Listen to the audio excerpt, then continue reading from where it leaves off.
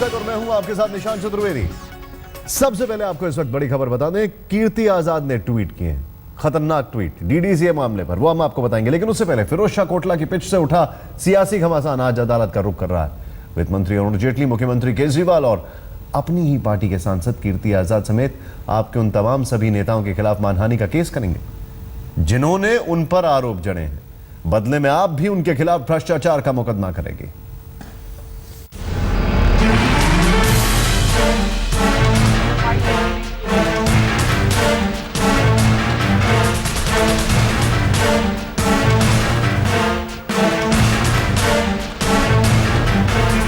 कोटला के पिच से उठा सियासी बवंडर अब अदालती अखाड़े में पहुंच रहा है। पिछले दिनों डीडीसीए में भ्रष्टाचार को मुद्दा बनाकर सियासी पिच पर जमकर मुकाबला हुआ। आरोपों के बाउंसर वित्त मंत्री अरुण जेटली तक पहुंचे। जेटली खेमे ने भी जमकर बल्लेबाजी की, लेकिन जब इस मैच का नतीजा नहीं निकला तो कोर्ट में आजमाइश की चुनौती दी जाने लगी। केजरीवाल सरकार, उनकी पार्टी आप और अपनी ही पार्टी के सांसद के आरोपों से तिलमिलाए जेटली ने कल कोर्ट का रुख करने का फैसला किया। जेटली आज उन सब के खिलाफ दिल्ली हाईकोर्ट में मानहानि का मुकदमा दायर करेंगे जिन्होंने उनके दामन को दागदार करने की कोशिश की, फिर चाहे वो दिल्ली के मुख्यमंत्री केजरीवाल हों, आप नेता आशुतोष, संजय सिंह, कुमार विश्वास या फिर राघव चड्ढा हों, या फिर उनकी पार्टी के सांसद कीर्ति आजाद ही सही। अदालत में आर पार की चुनौती मिलते ही आम आदमी पार्टी ने भी पलटवार किया। पार्टी प्रवक्ता आशुतोष ने ट्वीट किया, जेटली हमें मानहानि के मुकदमे की धमकी ना दें, बल्कि उन सवालों का जवाब दें जो हम उनसे कर रहे हैं। आप हमें कोर्ट में घसीटेंगे, हम आपको जनता की अदालत में घसीटेंगे। मैं फिर से दोहराता हूं, आप बीजेपी के कलमाड़ी हैं। आपके दूसरे प्रवक्ता संजय सिंह ने तो कोर्ट में आजमाने की भी ताल ठोक दी। संजय सिंह ने कहा, डीडीसीए मसले पर अरुण जेटली के खिलाफ आपराधिक मुकदमा दायर करेंगे। इससे पहले केजरीवाल सरकार ने डीडीसीए के सारे फर्जीवाड़े की जांच के लिए कमीशन ऑफ इंक्वायरी बिठाने के आदेश दे दिए। इसके मुताबिक वरिष्ठ कानूनविद गोपाल सुब्रमण्यम एक सदस्यीय जांच आयोग के तहत डीडीसीए में फर्जीवाड़े की जांच करेंगे।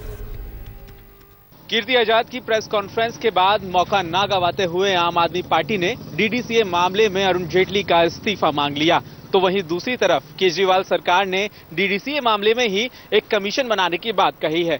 ऐसे में देखना होगा कि बयानबाजी के इस बीच में किस तरह से ये पूरा विवाद आगे बढ़ता है। उधर सोनिया गांधी का नाम घसीटे जाने से कांग्रेस का पारा भी 7वें आसमान पर है। एक अखबार के मुताबिक जेटली ने कहा कि पिछले सरकार के वक्त बीजेपी का एक मौजूदा सांसद सोनिया गांधी से मिला था ताकि उन्हें फंसाया जा सके। जेटली का इशारा कीर्ति आजाद की ओर था। जेटली के इस बयान का साइड इफेक्ट आज संसद में भी दिख सकता है। शीतकालीन सत्र में संसद पहले से ही उबल रहा है। आसार तो ऐसे ही हैं कि इस मुद्दे पर भी नए सिरे से हंगामा बरपे, यानी डीडीसीए की पिच से उठे तूफान का शोर आज सड़क से संसद तक होते हुए अदालत तक सुनाई पड़ेगा। रीमा पाराशर के साथ पंकज जैन, दिल्ली, आज तक। जेटली पर ब्रह्मास्त्र कल उनकी पार्टी के सांसद ने ही छोड़ा। कीर्ति आजाद ने बकायदा प्रेस कॉन्फ्रेंस में वीडियो जारी कर डीडीसीए पर एक के बाद एक कई आरोप लगाए और हर आरोप के निशाने पर थे अरुण जेटली।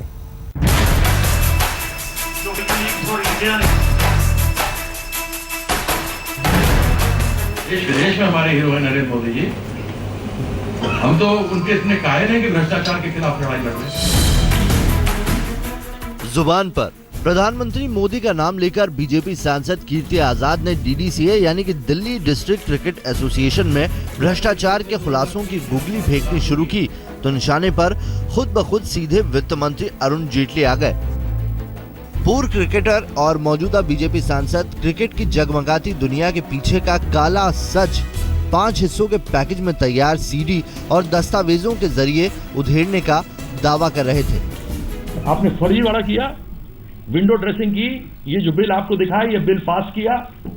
जनरली जब कभी भी ऐसे बिल्स किसी कंपनी में जाते हैं तो ऑडिटेड अकाउंट से पहले एग्जीक्यूटिव की मीटिंग होती है। एग्जीक्यूटिव की मीटिंग में देखा जाता है कौन से बिल सही है, कौन से गलत हैं, कौन से पास हो सकते हैं, कौन से पास नहीं हो सकते हैं। लेकिन ये बिल पास हुए। कीर्ति आजाद ने विकीलीक्स फॉर इंडिया और सन स्टार के जरिए तैयार की गई रिपोर्ट और सीडी प्रेस कॉन्फ्रेंस में सामने रखी और दावा किया कि डीडीसीए ने करोड़ों रुपए का भुगतान दर्जन भर से ज्यादा फर्जी कंपनियों को किया, यानी फर्जी बिलों के जरिए करोड़ों रुपए के वारे न्यारे किए गए। खुलासे में कहा गया कि डीडीसीए के बिलों में लैपटॉप का किराया 16,000 रुपए रोजाना भुगतान किया गया, तो प्रिंटर का किराया भी 3,000 रुपए रोजाना के हिसाब से दिया गया, यानी कि किराए के नाम पर सुविधाएं आउटसोर्स करने में भी फर्जीवाड़ा हुआ। कीर्ति आजाद ने साल 2011-2012 की डीडीसीए की सालाना मीटिंग में फर्जीवाड़े पर जेटली से सीधे सवाल जवाब की सीडी भी जारी की, जिसमें बताया गया कि इस पूरे मसले पर जेटली ने डीडीसीए के मैनेजरों को पाक साफ करार दिया था।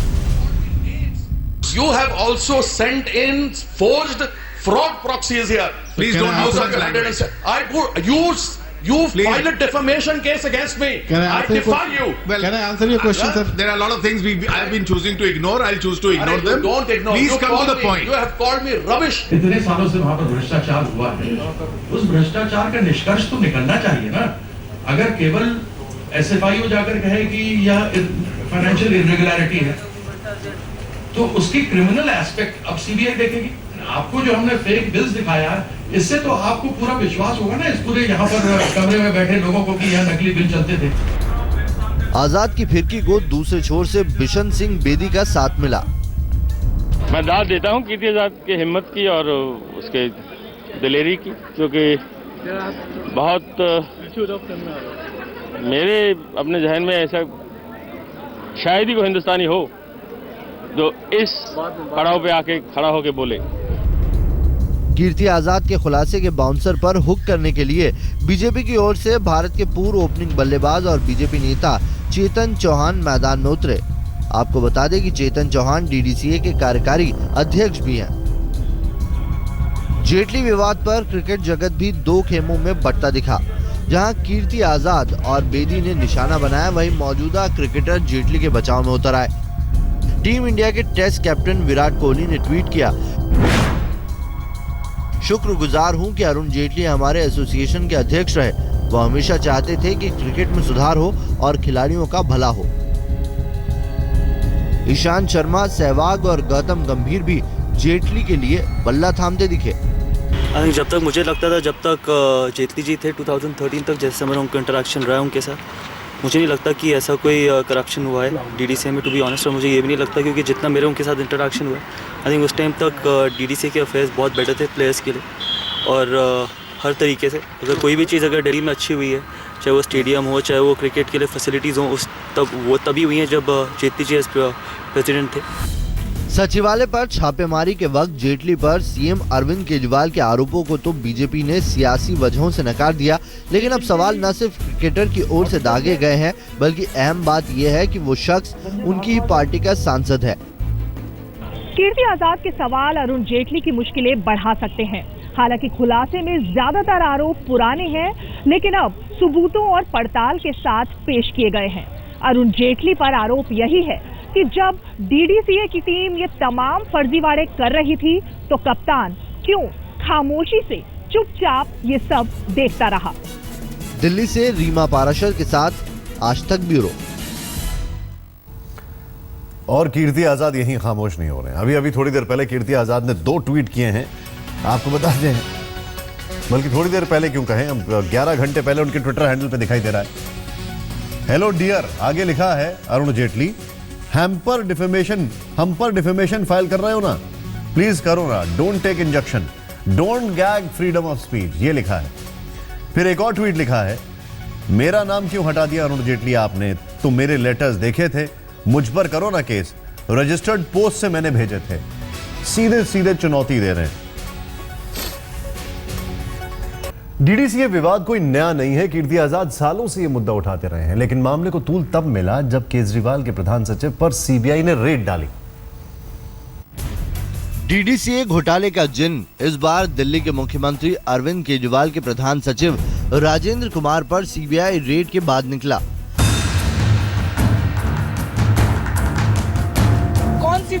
सीएम केजरीवाल ने उसी शाम इसे डीडीसीए की फाइल से जोड़ते हुए वित्त मंत्री अरुण जेटली पर निशाना साध दिया। सीबीआई आज मेरे दफ्तर में क्यों आई है, कौन सी फाइल ढूंढ रही है, ये मेरे को बताना अब जरूरी हो गया है। कौन सी फाइल ढूंढने के लिए आए हैं सीबीआई वाले?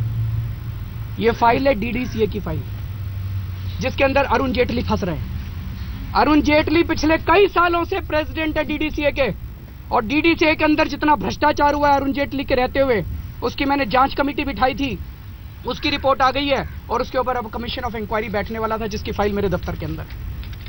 उनको अरुण जेटली जी की फाइल ढूंढने के लिए आए थे ये। इसके बाद तो संसद से सड़क तक जेटली डीडीसीए घोटाले के निशाने पर आ गए। हेराल्ड मामले से जली भुनी कांग्रेस भी इसे फौरन लपक चुकी थी और विरोध के सुर में शामिल हो गई। करीब महीने भर पहले केजरीवाल सरकार की नजर डीडीसीए घोटाले पर तब पड़ी जब कीर्ति आजाद और बिशन सिंह बेदी शिकायती चिट्ठी के साथ केजरीवाल से मिलने पहुंचे थे। केजरीवाल ने शिकायत पर बिना देरी के कार्रवाई शुरू की और एक जांच कमेटी बैठा दी।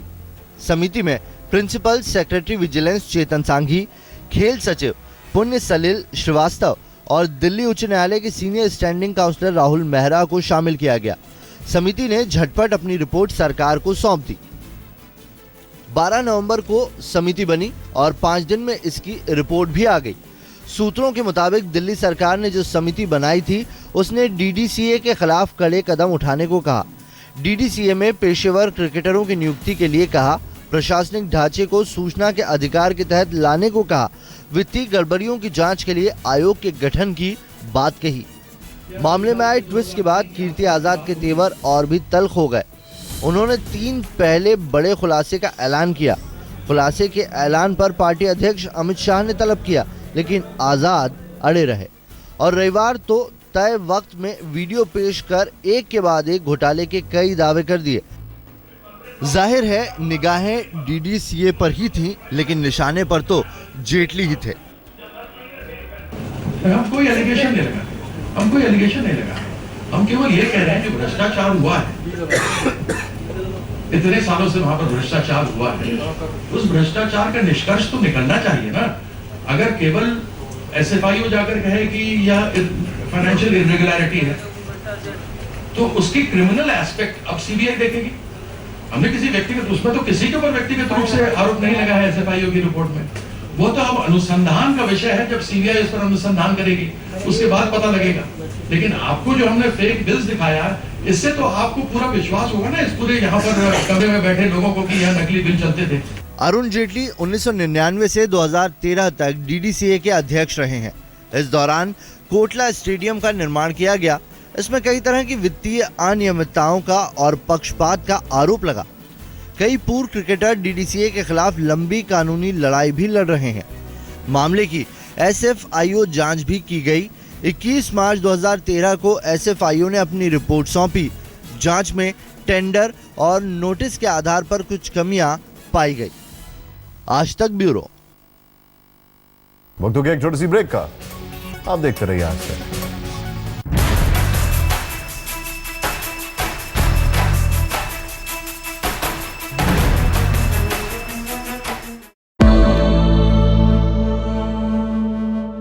नाम मेरे पास इस कागज पर लिखे हैं, 30 नाम आपकी स्क्रीन पर आएंगे। ये 30 नाम नहीं है, दरअसल 15 की वनडे टीम है, 15 की T20 टीम है। बड़ी खबरें हैं आज। सबसे बड़ी खबर ये कि वर्ल्ड टी